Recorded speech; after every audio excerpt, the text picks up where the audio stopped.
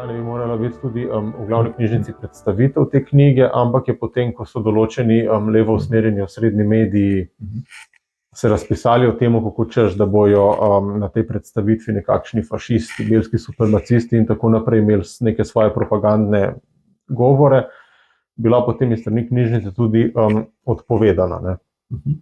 Zdaj pa tudi prej si sam govoril o tem, kako v bistvu tudi Evropska unija in v teh državah Evropske unije, na splošno Evropi danes velja neko tako vzdušje, da čeprav ne bi bili v nekem demokratičnem okolju, liberalnem okolju, da ko enkrat recimo ne razmišljaš pravilno, če lahko temu tako rečemo, oziroma politično korektno, da te precej hitro v bistvu probajo utišati in cenzurirati. Kakšen je bil tvoj odziv na to takrat, recimo, da je bilo to potem odpovedano, si kaj takega pričakoval, in povprašal bi te tudi, glede na to, da se od leta 2018 pa do danes pri nas še kar nekaj takih primerov zvrstilo, te neke cenzure, celo tudi sodnih pregonov zaradi tako imenovanega sovražnega govora, kako recimo gledaš na vse to nasplošno? No, tako kot si sam nekako nakazuje ta reakcija, ki se je zgodila takrat, zelo lep odraz stanja v današnji družbi. Ne samo pri nas, tudi v celotni Evropi v bistvu. Jaz se spominjam, malo več let nazaj, bil na sestanku urada za verske skupnosti, iz določenih razlogov, zanimalo me takratno dogajanje. Udeleženi so bili predstavniki vseh večine verskih skupnosti. Govor je bilo tako imenovano sovražno govor. Prisotna je bila tudi tožilka, državnega tožilstva, in predstavnik muslimanske skupnosti se je pritoževal, takrat se šele gradil. Še ni bilo. V zvezi z dogodki, v drugem svetu, mislim, šla svetska delova in podobne stvari. Se spomnim tega. No, jasno je, da gre za predvsem močan simbolni napad na to skupnost, in predstavnik islamske skupnosti se seveda pritoževal zato, ker policija ni njegovi zadostno ukrepala. Še vedno niso odkrili storilca. Tožilka mi je rekla, da ker ni nobenih indicev bilo konkretnih, ne moreš kogarkoli obtožiti. No, on je potem govoril tudi o potrebi, da bi se bolj sankcioniral tako imenovani sovražni govor pri nas. Nemčija pa nedavno pred tem sprejela kar precej zakon, mislim, oster, ki je takrat precejšnje polemike vzbudil v Nemčiji, v smislu, da je to določanje tega, kaj je sploh sovražni govor, tako nejasno in tako arbitrarno, da se lahko dogaja precej čudne stvari, da kot je v principu, če čutiš neki sovražni govor, da to tudi je. Tožilka je takrat rekla, da žal jaz še nimam takšnega zakona. No, jaz sem seveda edini, ki sem se oglasil, da sem rekel, da hvala Bogu tega nima. Upam, da bomo imeli ravno zaradi teh posledic, ki bo takšen zakon povsem arbitrarno prinese. No, tako kot si sam rekel, danes smo v takšni situaciji še malo bolj izraziti, kot je bilo takrat. Jaz takšne reakcije v bistvu nisem pričakoval, ker nisem vedel, da je ta sistem opazovanja tako razpreden pri nas. Vedel sem, da če bi bilo to nekje tako široko oglaševano, da sigurno bi bila reakcija. Presenetilo me je to, da je potem, da je to nekako bilo v tem krogu, v teh okvirih, kako sicer knjižnica oglaša, potem je prišlo do te reakcije. Presenetila me je tudi ta budnost. Padlo je tako, kot da se še spominjaš tistega članka, se ga še zelo dobro. Spadlo je tako, kot da novinar, ki je to napisal, sploh ni bral tega. Pa tudi, če je, ne je bilo očitno, da ne gre za razpravo, ampak za dajanje nalepk v tem konkretnem primeru. Glavne nalepke, najhujše, komu daš to, da je fašist. Uglasila se je tudi Svetlana Slepšak, ki se spomniš, da bi mojo označila za pošast. In da gre za človeka, ki je res vrhunski intelektualec. In če drugega ne, je to vseeno nekoliko naduto. Vsekakor, ja. Mislim, to je najmanj, se gre še za precej več. Mislim, da še bolj od mene, tako gotovo Primož, presenečen. Veliko vprašanje ne glede na to, mislim, da bi to osebno prizadelo, kako vložil te knjige. Njegov namen je bil to, pač da predstavi nek idejni tok. Imamo vendar svobodo govora. To je pač tisti pristop. V smislu upanja umre zadnje. Zdaj seveda ve, da so stvari drugačne, je na to pripravljen. Drugače pa res vprašanje, kako bi se on odločil, če bi vedel naprej do take reakcije. Danes je situacija gotovo hujša, kot je bila. Cenzure in samocenzure je več. Druga stran je pa prav ta napad gotovo tudi počgal eno pozornosti. Ta knjiga ne je definitivno. in to na nek način, rečemo, da se ne bi celo služil s tem. Primož je pokril svoje splošno vprašanje, če bi drugače.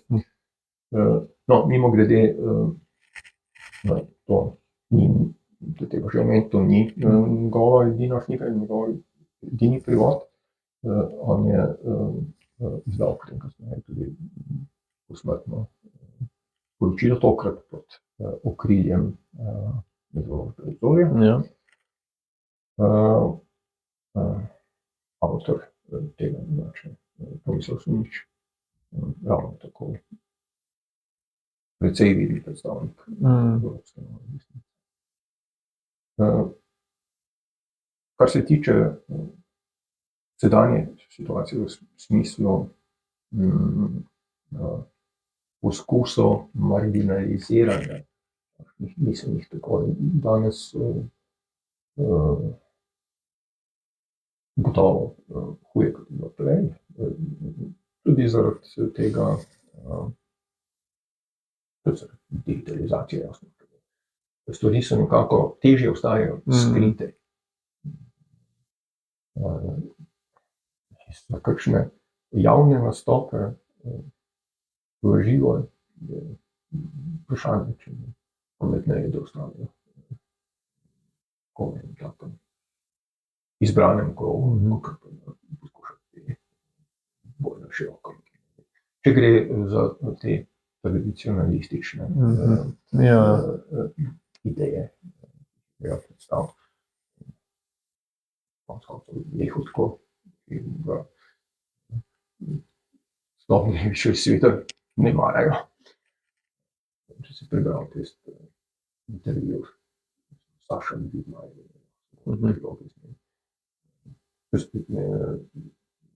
jasno, da zelo nenaklonjeno vprašanje tako postavljena bila, da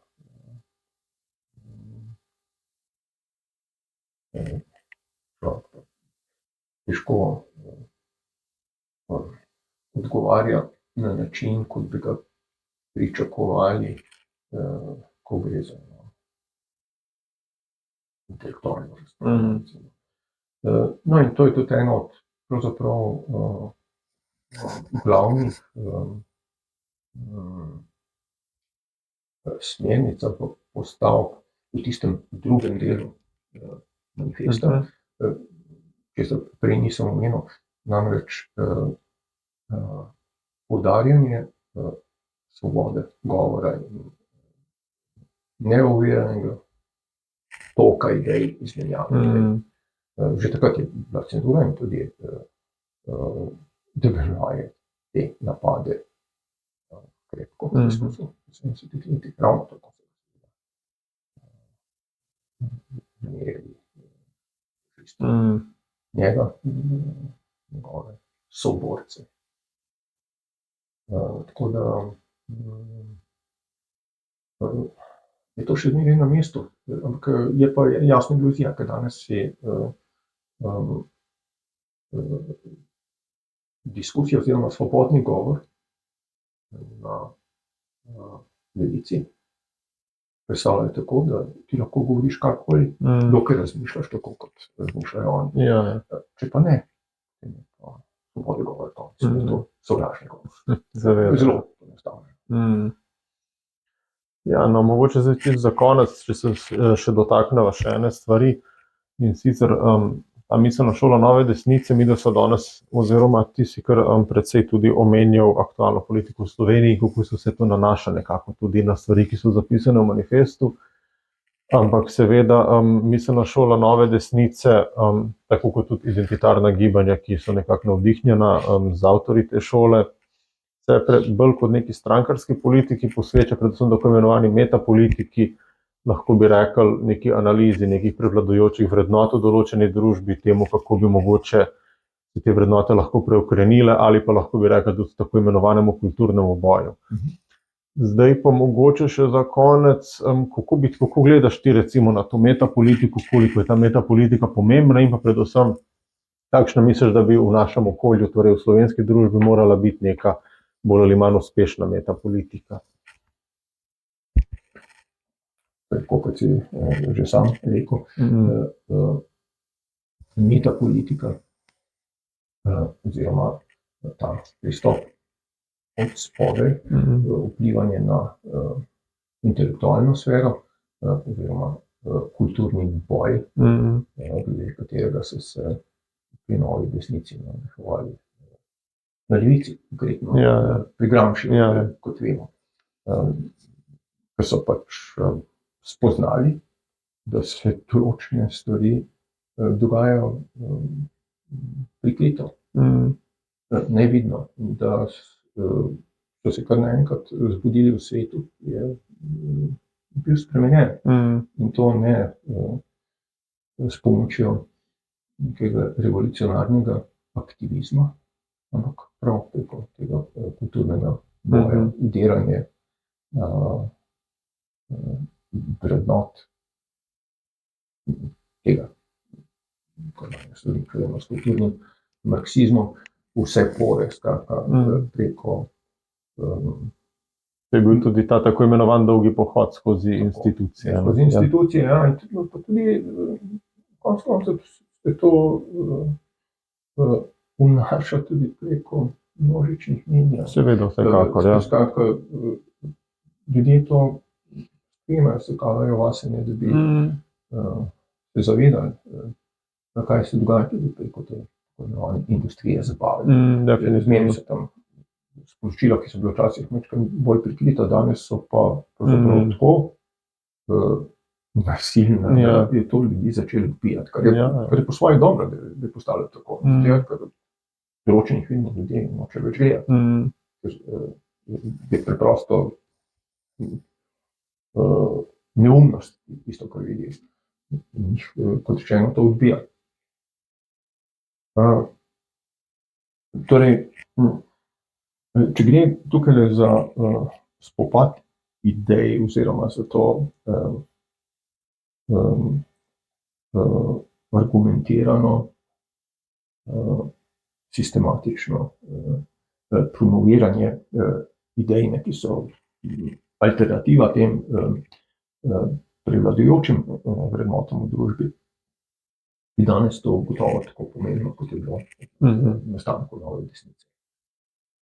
Se bo postavljeno tukaj vprašanje dometa oziroma vprašanje, ali je to dovolj. Če se spomniš ravno tega pogovora, prav tako za utrip tradicij, ki se ga ne osnovničem, ko se vprašal v zvezi z aktivizmom identitarnega gibanja. Ko bi želel čisto poprijeti to. Namesto tega govoril o poglabljanju v te naše izvore, kot rečeno, se pravi, konkretno, v antiko. On je temu zelo naklonjen. Ampak, če pogledamo, kaj se dogaja danes, recimo vprašanje, konkretno, migracij, res je še cel kup drugih stvari. Za primer Slovenijo. Lani je bilo nezakonitih prihodov dvakrat toliko kot predlani. Mi ob tem udiramo žico, še zmeraj. In hkrati poslušamo politike, ki govorijo, da je to neka danost. Čisto naravno se reče, da tukaj so migracije so, bodo ostale in tukaj se ne da narediti. To pomeni, da je nekaj narobe, ker danes že slepec vidi lahko, da drvimo nekam, kjer se bo slabo končalo, če se te stvari ne ustavijo. In tega ne more reševati neka politika. To je premalo. Tudi to vztrajanje, da mora nova desnica ostati pri metapolitiki in se ne vmešavati v strankarsko politiko. Zdaj, v tem trenutku, ko se stvari tako pospešeno razvijajo, razvoj pomeni nekaj pozitivnega, ki se tako pospešeno rušijo. Mislim, da to ni več aktualno, da je tudi sam sem tudi nekoliko razmišljal, čim dlje od politike. Bodimo sami zase v družinskem krogu, v tem ožjem krogu, tisto, kar smo. Mislim, da se ta naš prostor zasebnosti tako oži, da vprašanje, koliko časa bo to še sploh mogoče. Nekaj ljudje bodo prišli pod nas. To hočem reči. Če obstaja neka opcija, tudi politična, ki vsaj malo zavira to, potem je treba podpreti, recimo na volitve. Tudi tisti, ki so bojkotirali z tega, ko so rekli. parlamentarna demokracija kot sistem ne funkcionira. Še to, smo ravno pri Tomislavu Soniču, ko se bo vprašali, to je bilo po njegovem predavanju, pogovor, v zvezi s Trumpom. Večina teh prisotnih tam, seveda, govorijo, Trump je orodje teh, seveda, na nek način je, ampak Sonič je rekel, da mi je boljš kot to, kar je tam. V tem smislu, da je za to, da bi ga podprl, ker bi imel to možnost.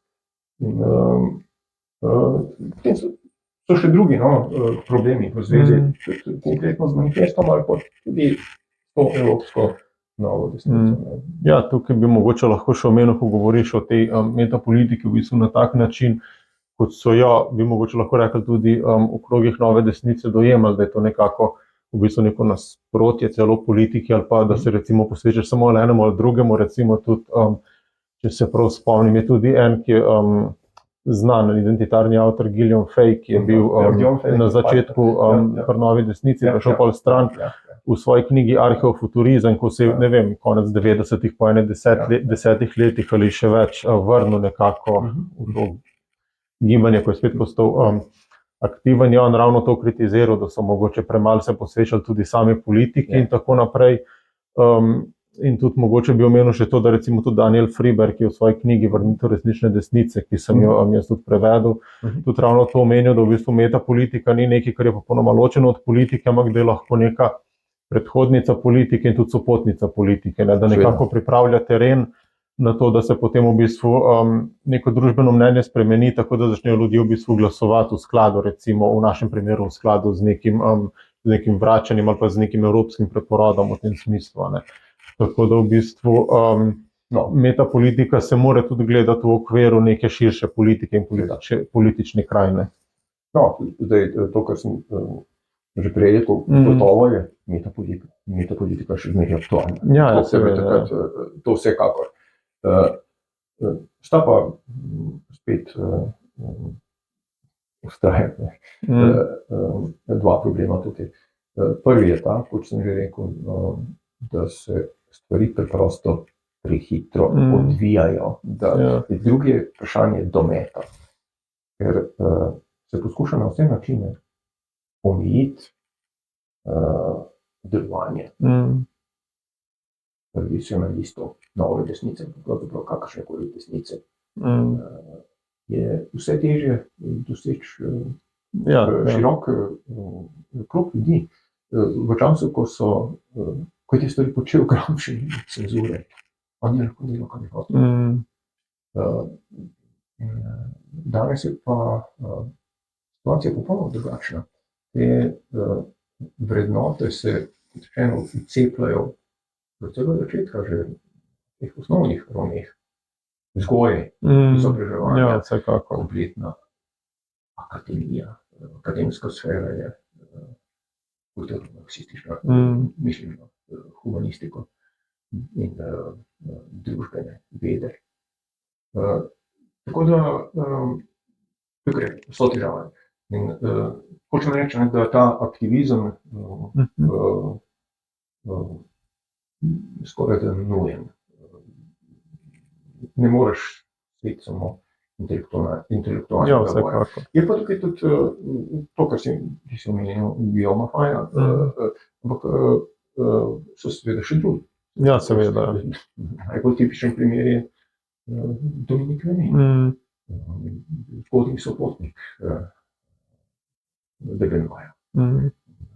Kljub temu, da je tudi zagovornik metapolitike, vendar je videl, da je potrebno narediti nekaj več, vključno s njegovo zadnjo gesto. Samovolno. Ozdarjo Notre-Damske katedrale. So še druge težave, konkretno z metapolitiko nove desnice. Torej, če pogledamo GRES kot združenje, to je njihova dejavnost. Oni so se držali tega načela, naj cveti 100 cvetov. Skratka, nova desnica ni bila ena. Benovaji so bili še drugi. To je šlo vse skupaj svojo pot. In ta, bi rekel, raznolikost mogoče postaja zelo problem. Če pogledaš, recimo, Arktos, Journal, njihov spletni stran. Pogledaš, ko bereš, te spise, tam najdeš vse mogoče. Tisto, kar po mojem manjka, je fokus. Ena ozka usmerjenost. Določeni pojmi, nekateri očitno niso jasni. Tudi, če se vrnem v tem predavanju v delnicah, sem se pogovarjal z enim udeležencem, mlajšim fantom, ki je očitno kar precej prebral, ampak je pa ravno tako očitno tudi povsem pod zelo močnim vplivom tega, kar mi govorim, zastopa. Francoska nova desnica, de Benoit, namreč poudarjanje tega škodljivega vpliva ljudi krščanstva, o tem sem se pogovarjal. To je pri tem fantu šlo tako daleč, da je v tem videl glavni problem. On je rekel, da zanjega islamizem ne predstavlja nobene težave. To je pa že kar precej strano. Kaj se dogaja? Pomeni, da je nekaj narobe. Da ljudje nimajo razčiščenih osnovnih pojmov. Da mogoče malo preveč berejo smo določene avtorje, tako bom rekel. Potem vse je za razumeti.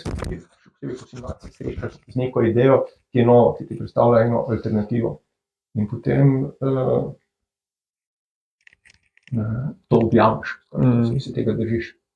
In je težko iz teh okvirov potem izstopiti, ker je to nekaj, kar te definira. To preprosto ne gre. Določene stvari pa jasne, vse ni treba biti genij, da se strinjamo s tem. Ko sem že kot najstnik sam prišel do tega zaključka, da je krščanstvo, komunizem, antike, potem všeč, ker je to tudi de Benoit. Nisem to v njemu prebral. Ja, razumem. Zato, ker za Rimljane v času zgodnjega krščanstva ta vera neko obliko norosti. Nisem mogel razumeti. Krščanstvo ni eno. Ni čez enako. Če de Benoit kot tisto vez, kot tisto skupno idejo, kot skupni arhetip, ki povezuje vse Evropejce, predstavlja imperij, idejo imperija, rimskega imperija, potem ni čisto jasno, kako lahko ti razdružiš eno in drugo. Zato, ker takrat, ko je imperij razpadel, že bil krščanski, popolnoma krščanski. In ne samo to, nekaj od tega sem omenil tudi v samem predgovoru, manifestu. Krščanstvo je ena zelo redkih religij, ki ima neprekinjeno apostolsko nasledstvo vse do rimskega cesarstva. Nobene druge religije ni, mislim, govorim na zahodu, ne samo da je ena redkih. Po svetu imamo, recimo, vedsko izročilo, ki še starejše, Perantko, malo kasneje lahko še omenil, drugi zvezi. Torej, cerkev je danes pomeni neposredno povezavo, edino, ki jo imamo z rimskim cesarstvom. Skozi vseh 2000 let. S tem, da spet poudarjam, v določenem trenutku, ko je krščanstvo postalo državna vera, to ni bilo več. To ni bila neka semitska sekta. Jasno, da so ti izvori. Jasno, da so. Samo ne gre za isto stvar. V času poznega rimskega cesarstva se je kult Jezusa združil s kultom sola invictusa, nepremagljivega sonca. Skratka, postala je državna vera zdaj, ker je cesarstvo takrat potrebovalo enotnost. Cesar je bil oboje, to ni bilo, kot je danes cesar. Vzhodu je tako stalo. Cesar je bil tudi Pontifex Maximus, se pravi tisti, ki je ni bil papež.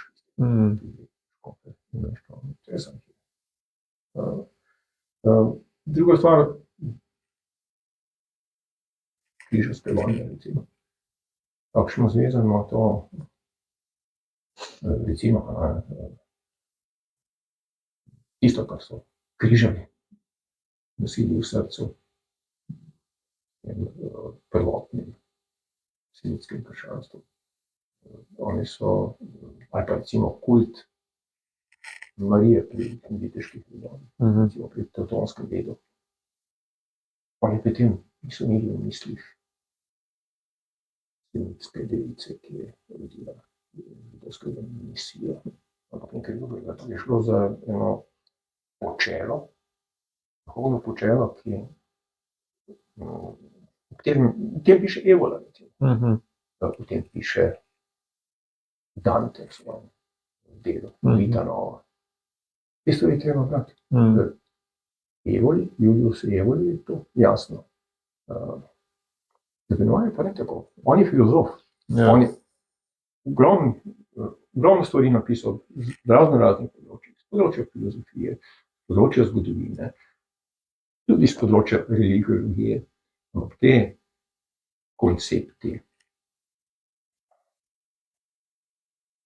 individuo absoluto zagovarja Evola, ali pa recimo koncept primordialne tradicije, ki se skriva za tem vidnim. To so stvari, ki jih Benoit nikjer ne omenja. Skratka, Evola razume, o čem govori Benoit. Obratno, ne bi rekel. Ne vedno se Evola piše o raznih stvareh. Tudi v politiki, tudi v kulturi, seveda. Predvsem pa o tem, o različnih aspektih te globoke primordialne tradicije in o tej naši najgloblji duhovni biti. Zanimivo je to, Evola seveda ni bil katoličan, daleč od tega. Ok, pa je zelo naravnost, da vsak menih, ki se drži tiste discipline, predpisano v katoliškem menihu, krščanskem menihu, predpisano v tistem redu, je reden več, oziroma ta njegova duhovnost je na veliko višji ravni kot katerega koli pripadnika New Age ali tako imenovanega novega poganstva. Se to je eno od teh stvari, o katerih lahko beremo, pa se o tem govori tudi Benoit. On pravi, da mi ne moramo več uživiti poganstva, da je to neresno. Ampak še zmeraj najdemo to. Na Arktusu, na teh člankov, na temo, koliko hočeš. Saj ni slabo, da se vračamo k temu. Ampak problem je žive duhovnosti. Ti, če hočeš imeti kontakt s to prvotno tradicijo, rabiš linijo nasledstva, rabiš nekoga, ki mu je bilo to predano in njegovemu predhodniku je predal nekdo drug. In to je edina institucija, ki to ima danes. je tukaj na zahodu cerkev. V tem smislu treba gledati. Ne gre za to, da bi tukaj postal kar naenkrat goreč kot običajen.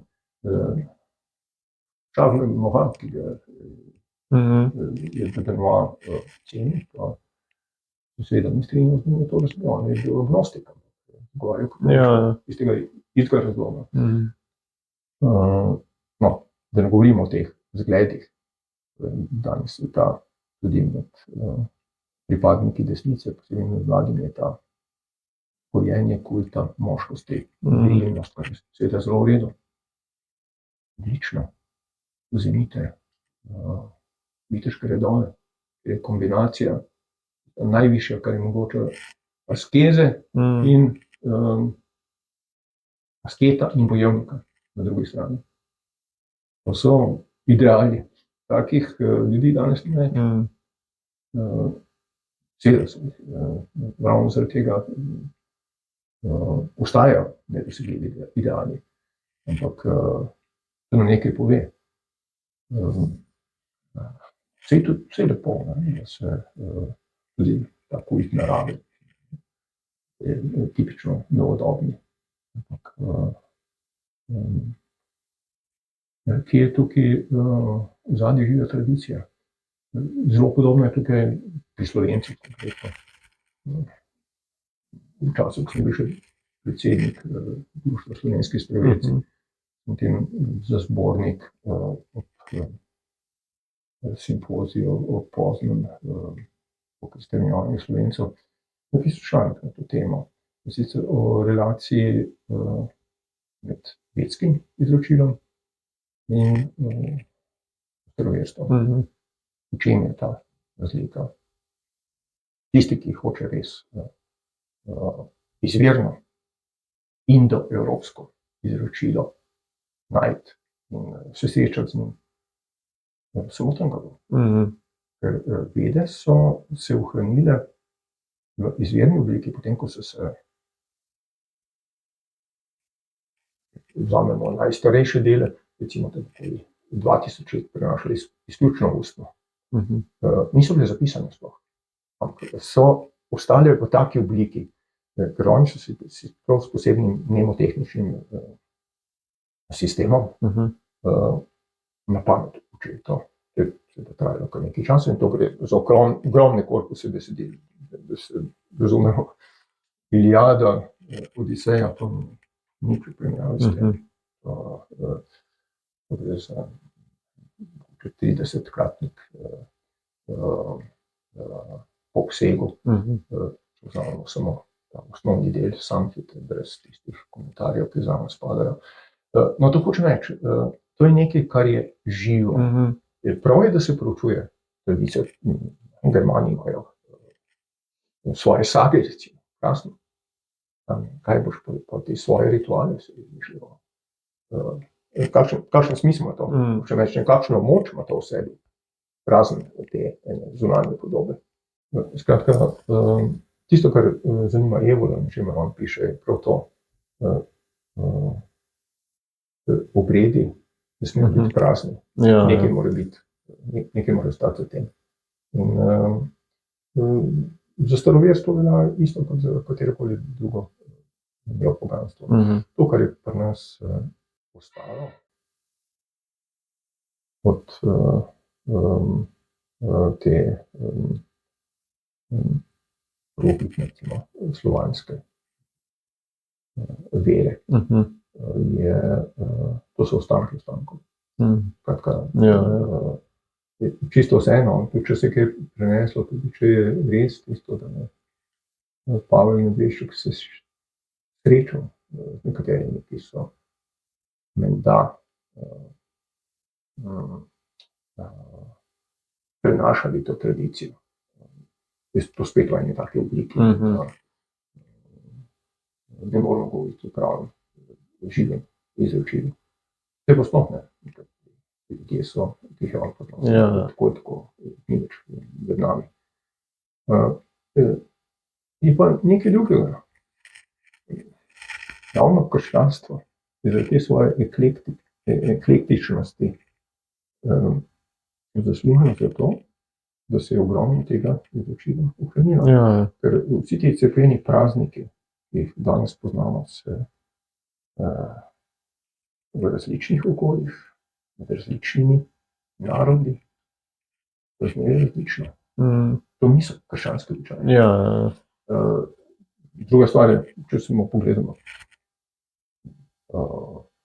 svetišča, cerkev, stare cerkve.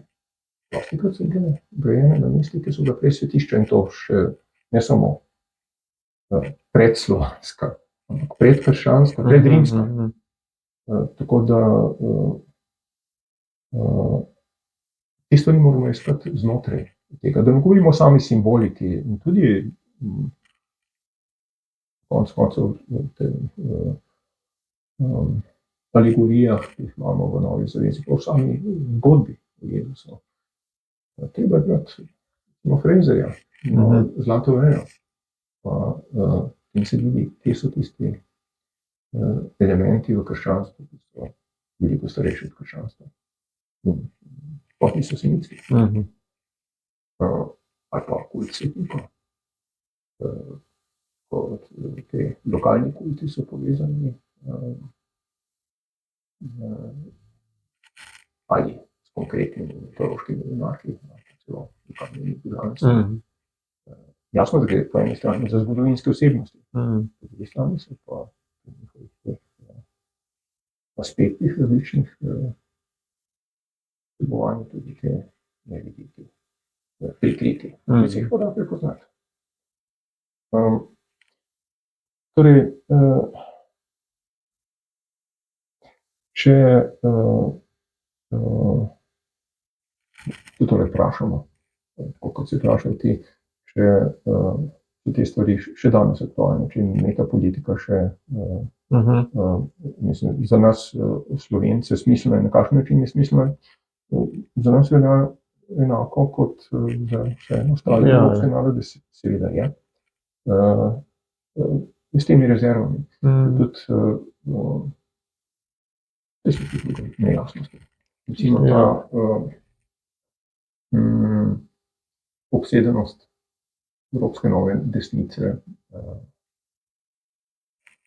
z Aleksandrom Ljubinom, z Rusijo. Ali je z geopolitičnega vidika Rusija res evropska prijateljica?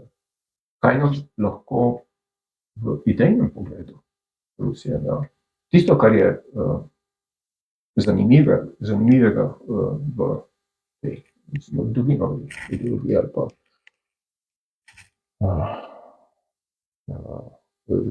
ruski desni misli, to so stvari, ki izhajajo iz Evrope v bistvu.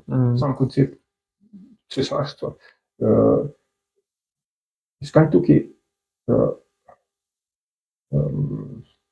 originalno slovanskega, kar bistveno prispeva k evropski desnici.